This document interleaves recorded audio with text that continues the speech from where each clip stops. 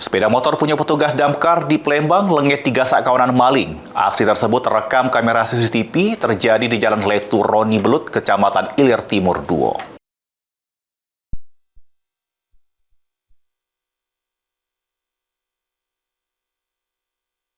Inilah dia rekaman kamera pengawas nyelik ke aksi kawanan yang nekat maling sepeda motor yang lagi terparkir di halaman rumah.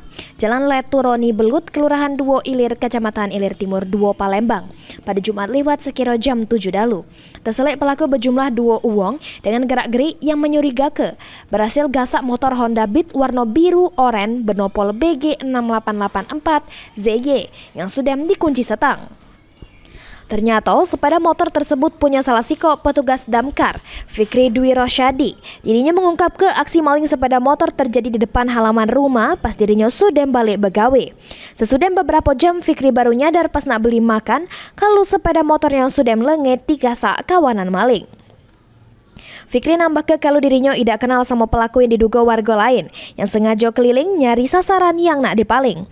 Kronologis awalnya kan aku tuh balik begawe kan. Jam 2:30 sore, yalah aku parkir motornya di sebelah sini. Nah, masuklah sore itu aku sekitar jam 5-an masih main di lapangan pada saat main layangan sama ponakan kan.